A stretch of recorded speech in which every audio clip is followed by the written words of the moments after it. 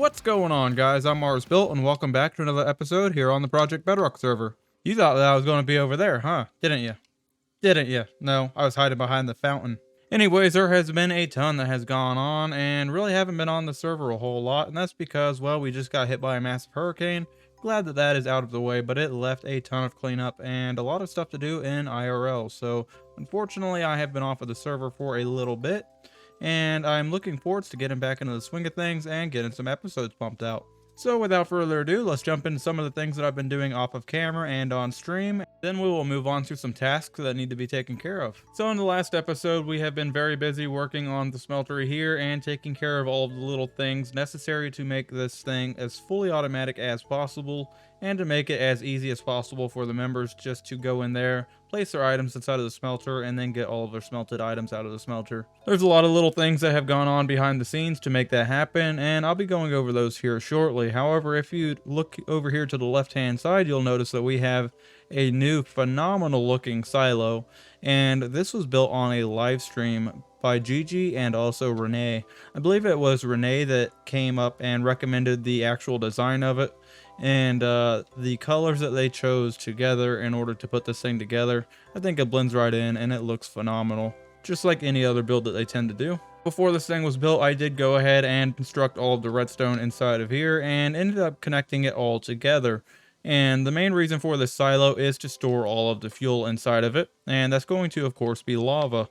Now all of the lava comes from the lava farm that is down below the gold farm there, and that presented an issue to where we didn't want to have any of the items despawning whenever it comes over here, because whenever you're standing at the lava farm, this over here is not loaded because we are in a simulation distance of 4. So that kind of made an issue to where we needed to add in a intermediate station. So I feel like this might be a lot more simple if I just put it into spectator mode and give you guys a quick rundown of how the system works.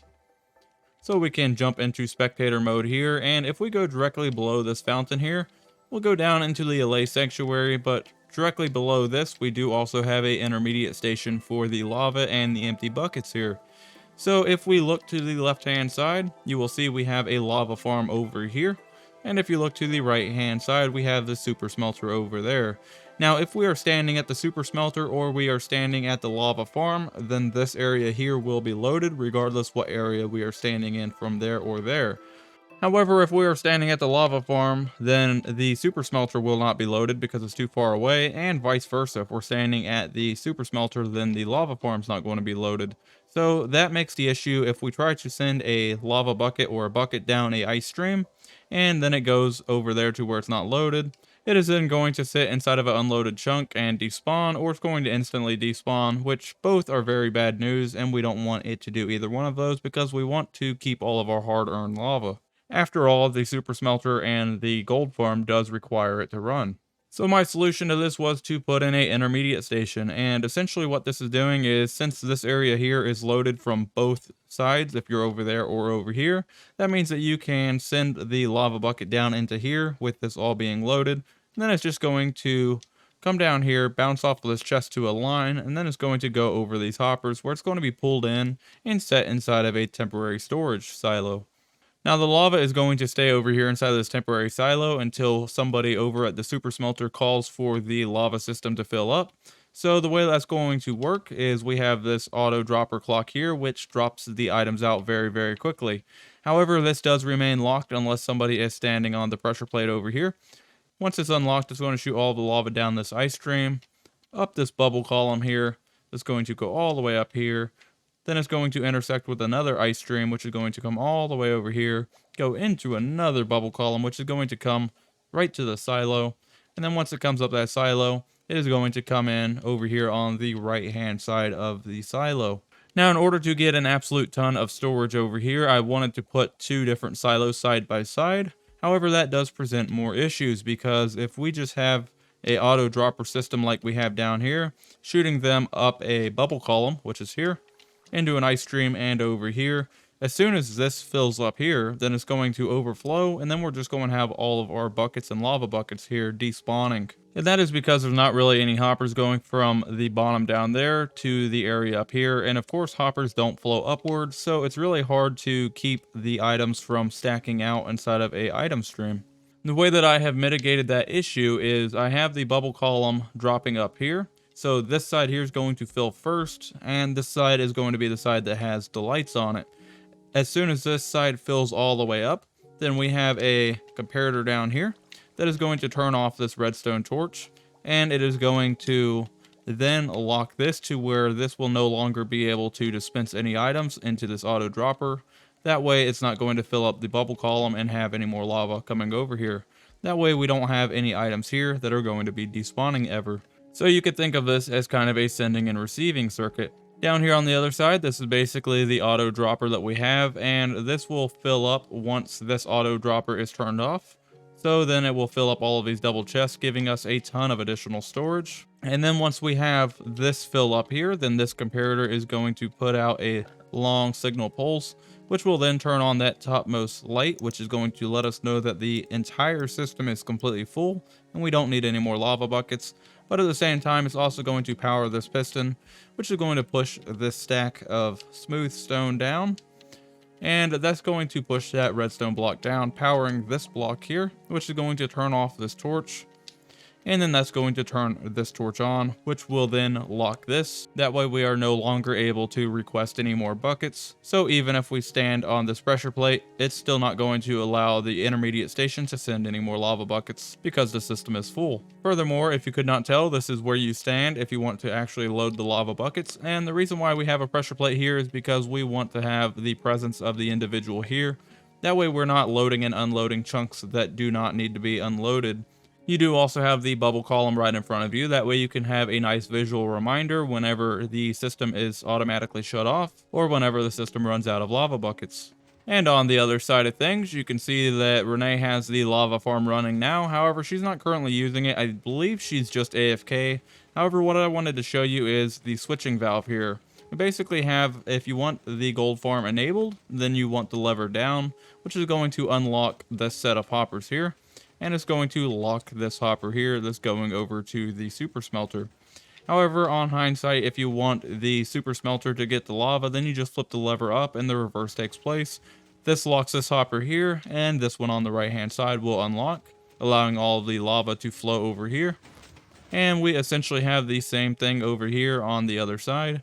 Basically, once that switch is flipped to where we have all of the lava buckets coming down into this system here, this auto dropper is going to spit out all of the lava buckets down this item stream and make their way into the intermediate station.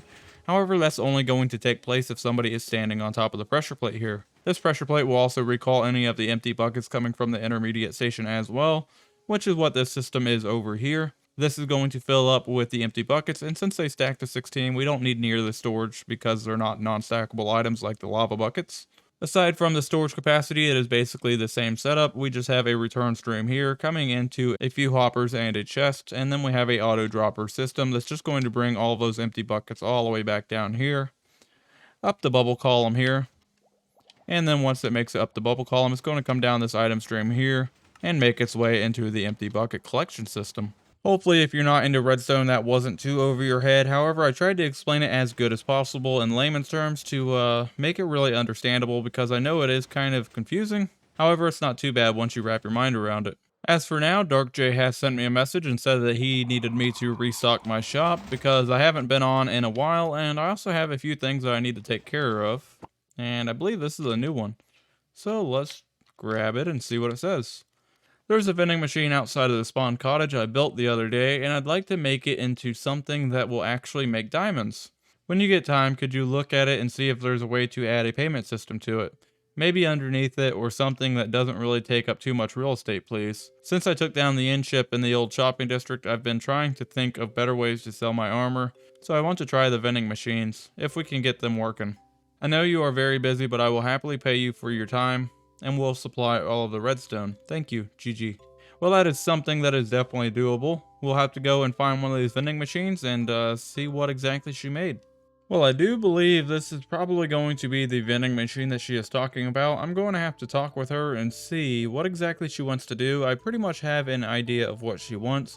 However, I don't know any of the details as far as like pricing or anything else like that. As far as that goes, if we have multiple prices, then that's going to be extremely difficult to do. However, it is doable. But if she just wants a single set price for everything that's inside of the vending machine, then we can go from there and hopefully do it pretty easily. Hello, Mr. Cow. So before we get into that, we are going to actually go over and stock the shop. I know that's not the most interesting thing to do, so I'm going to take care of 99% of that off of camera. So let me go ahead and get that done, and then we will jump cut and move on to something else. And let me just get a quick rundown of what I need to restock here. A lot of this is looking good. Well, we definitely need some more observers. We definitely need some more repeaters. Comparators are running a little low. Dispensers could be better. Definitely need some more regular pistons. Gunpowder is completely out, but we got some diamonds there. We got some diamonds over here on bone blocks. Some diamonds inside of the end rods. Some diamonds inside of the stacks of coal. Got some diamond blocks inside of the beacons. And whenever I just tried to put those in, it made two different stacks. Oh, that's why. Tip of dark. Get more. LOL. I'm going to assume that that was DarkJ. However, this is going to take a little bit of time to restock because the way that we were killing the wither and actually getting a ton of beacons has been patched. I don't know why it's been like that for 100 years. However, it has been patched, so I'm going to be doing a live stream later tonight, which unfortunately by the time you watch this, it will probably already been passed, but you might check my Twitch for a VOD on it to see if you are interested in watching that. However, I will be designing a new wither farm in order to get a lot of beacons. So restocking this will have to wait a little bit, unfortunately. Let's move on to the next one. Elytras are okay. We have plenty of fireworks, it looks like. Alright, we got 8 diamonds plus 8 diamond blocks. Not too shabby, and quite the cleanup. So let me go ahead and get this place restocked, and I'll be right back with you. Alright, so I am back after an absolute ton of work because a lot of these different items are a real pain to craft, especially once you get into like the dispensers and stuff like that. It's really kind of a pain to craft all of that in bulk, but I've gone ahead and restocked most all of the important ones and the necessities. Now, some of these I do still need to finish restocking because I kind of ran out of redstone, and I'm going to need some more redstone in order to restock a lot more of these. But for now, I think the stock's going to be okay because although some of these are not full, there is still quite a few of items left inside of there, and that should suffice for the time being. Now, one thing that I was kind of contemplating on doing is these request books here that I have, and I was thinking about it, and with everything else that I have going on, I don't think that I'm going to have enough time in this episode today. However, we will probably be doing these at the beginning of next episode. That way we can get them knocked out and take care of all of these requests for the other members. You might notice that I have a sign over here that says temporarily out of stock for the beacons, and that is because I really don't have a good way of getting beacons right now. The method that we used that was farming the withers underneath the end portal no longer works, and the wither breaks all of the obsidian. And on my live stream, I ended up going over a quick few ideas. However, none of them really turned out too well, and I'm still searching for a better way to farm the wither. So for now, I think I'm going to put both of these redstone requests inside of here. And then we are also going to put up a lot of the shulker boxes and clear the floor here as well. Something that I did find whenever I was wandering around inside of the nether earlier was I came across a zombified piglin that was actually wearing all of this netherite gear. So now we have a box out front where somebody can claim this if they ended up losing all of these. It's not very often that you find a piglin wandering around with an elytra and some netherite, but it's pretty awesome whenever you do. Some of the other tasks that I've been doing is cleaning up the area. As you can see here, there's no more double chest here. And throughout the shopping district, I've been just going around and cleaning up all of the sporadic chests that we've been leaving and the shulker boxes that we've been leaving. That way it's all cleaned up and looks a lot better. Another thing that I wanted to finish off was the front of the smeltery here. Now you can look on the sides and see that I've been slowly texturing this build all the way around too. And I did this on the last stream. However, we ran out of time, and I'll be finishing up the rest of the texturing here soon. But for now, I wanted to finish up the very front part of this and make it something other than grass here.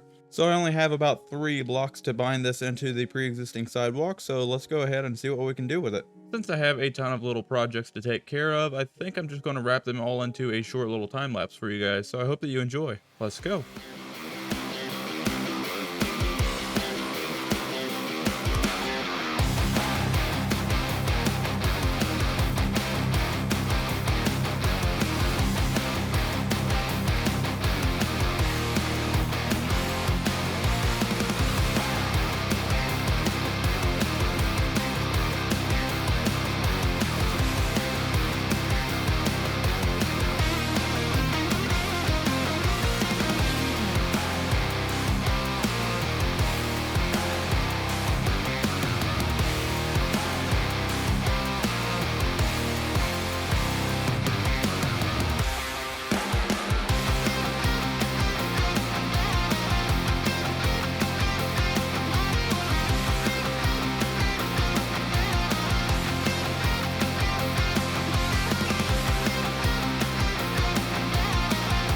Well, I hope that you guys enjoyed that short time lapse of really random stuff. However, it was a ton of stuff that I really needed to get done, and just a ton of little things that I just have been putting off for the past couple episodes. So let me jump into it and show you guys exactly what I did, because not all of it was on that time lapse.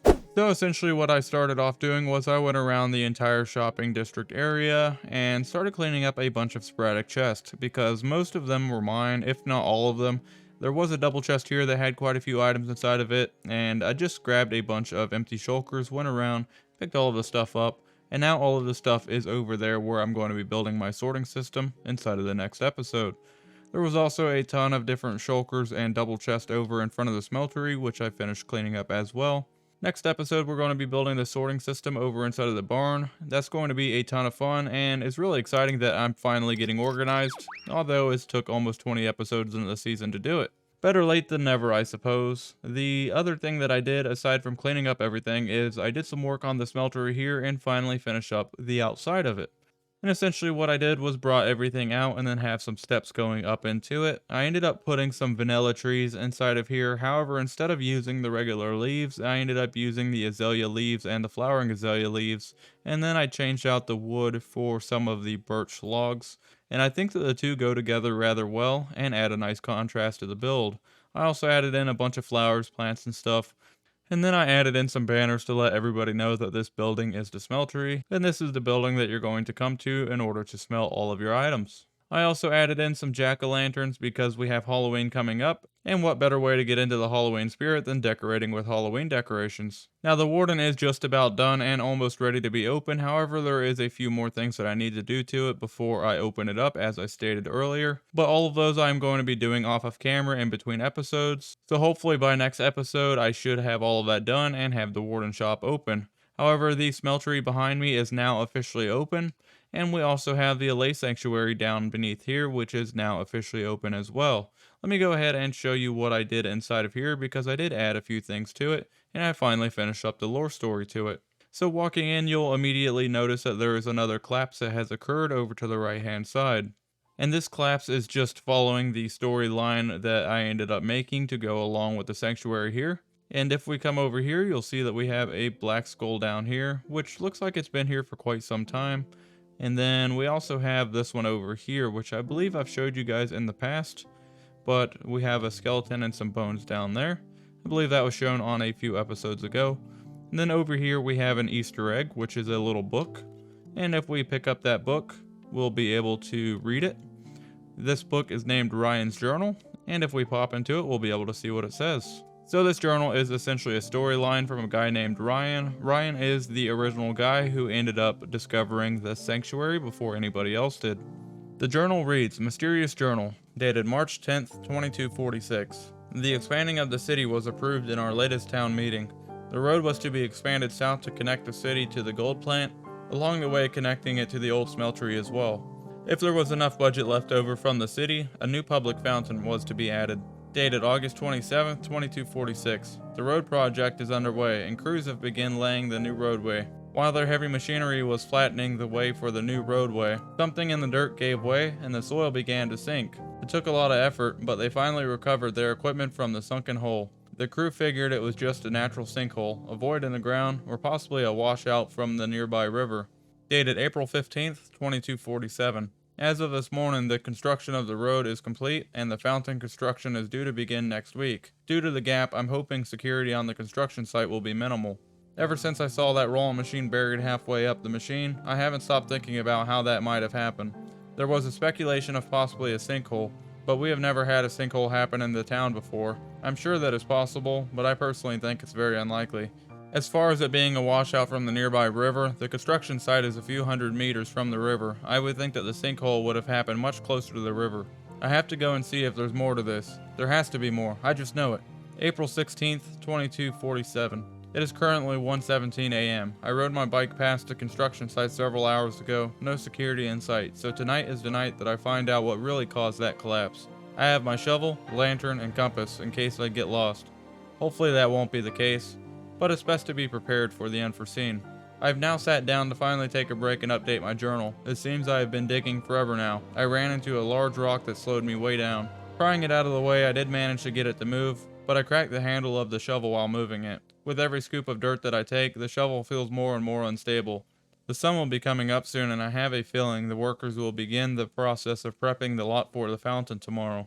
I would hate to be caught here, so I think it's best to call it a night and continue tomorrow night. April 16th, 2247, 8:09 a.m. After very little sleep, I awoke to the sound of construction equipment across the city. It turns out the city moved the fountain project forward due to the road being done sooner than expected. This is going to make things a lot more difficult than expected. Since there's not much I can do in the daylight, I might as well get some sleep. I'm going to need it. April 17th, 2247, 1:24 a.m. I've been up for a little while now. The construction crew finished for the day and left a few hours ago. It seems everyone has got in for the night, and it seems that it's clear to try to finish my tunnel. 1:46 a.m. I was able to make it over to the construction site, but I was not expecting how fast the construction would occur. The entire area is level and flat, and they already have concrete down, and even 4 garden areas encased inside of concrete as well. In the process of construction, my hole got filled in with some dirt, but luckily the hole is inside of one of the gardening plots, and the soil is still pretty loose. I was able to get a brand new shovel. Hopefully I'll be able to dig much easier now. I'll update you with what I find, if I find anything, that is. 4:36 a.m. I was able to get past the area that I recently stopped at. Just a little further I came across this smooth white rock. It was way too smooth to be natural. It almost looks like a beautiful quartz block. It almost looks like it could be part of a wall or something. While pressing up against it with the shovel, I noticed that it slightly moved, almost as if it's loose. I don't really have much room in here to move about, so I'm going to leave my tools on the outside of the hole. That way I can get a good kick at it. 5:07 a.m. I knew it! I knew there was something! I don't know what is down here. It's dark, and I can't seem to get out. It took a few kicks on the wall, but the stone was able to be kicked out, leading me into where I'm at now. Unfortunately for me kicking on the stone repeatedly, it caused the tunnel I dug to collapse behind me, trapping me in here. I hear a strange sound, one that doesn't sound like anything I've heard before. But it's dark. Really dark. I can't see much. I'm worn out from digging and very tired.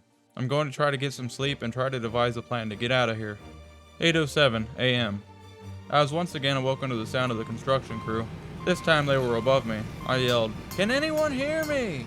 To no avail, they couldn't hear me. I shouted again at the top of my lungs, "Help!" as loud as I could, but still, the steady hum of the equipment did not stop. They aren't going to be able to hear me. I'll never get out of this place. Suddenly, a dim glow started to come from behind me. I turn around to the center of the room and see this mysterious, mystical thing. It was in the center of the room. It was hovering, suspended in some type of liquid. I've never seen anything like this before in my life. And being 47 years old, I'd like to think that I've seen a thing or two. Moments after that thing started glowing, I've heard that sound again. Then again. And again. Creatures! That's where the sound was coming from. There was 5 of them, each holding some kind of rock or stone, possibly a gem, none of which I've ever seen. With the dim glow, I can start to see a little bit better, although it's still very dark. I stumble across a post with a few candles on it. Upon further inspection of the area, there are actually multiple candles and posts. If only I had a way to light them. After sitting here for a while and thinking, I was able to realize that I've had a way to light these candles all along. However, it does come at a price. I'll no longer be able to use my watch, but aside from marking my journal, what is time anyways when you're locked in an ancient temple of sorts? Taking my watch apart, I managed to get the battery and some small wires. I shorted them together on one of my shoelaces that I took out. Poof! I was able to get fire, but it was burning. Quick! I quickly ran around the room, lighting all of the candles I could find. I sat down to take a break, realizing this is the first time that I was able to actually see around the room that I'm in. Banners. There are banners above the candles, banners that match the creatures in the wall. It almost seems as if they honor these creatures. What are they? And why are they there? What is this place? And how did it go so long being undiscovered? Why was I the one to discover? So many questions roll through my brain. None of it makes sense. All I know is, as cool as this place is, I need to get out of here. Several more hours have gone by. I'm unsure exactly what time it is, or even if it's day or night.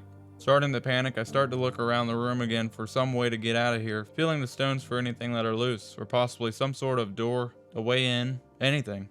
While looking around, I tripped and hit the ground, hurting my leg. I don't think that it's broken, but it sure does hurt. I turned to see what I tripped on, and I found the one thing that I didn't want to find. A skull. This skull looks like it's been down here for a very long time. The skull is completely black, almost like it's ancient, or some type of fossil. It seems like I'm not the only one that has ever been here. but hopefully I managed to get out, unlike this guy.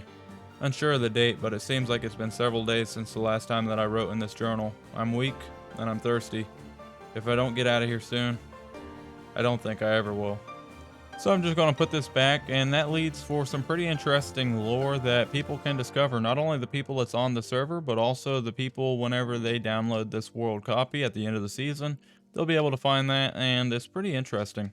So let me know about the lore story and how it all unfolded. I think that it's pretty cool, and I did the best that I could to kind of piece everything together and make sure that everything fit together as well as possible to follow the storylines. And unfortunately, I don't think that Ryan was able to get out of here. Well, guys, unfortunately, that's all that we have time for today. Next episode, we're going to be putting together our sorting system, and we're also going to be doing some redstone for Gigi as well. And maybe if we have enough time, we're going to get started on our factory build. So make sure that you're subscribed with the notification bell turned on. That way you don't miss whenever I upload that next episode. With that being said, that's all from me. I'll see you guys next time. Bye.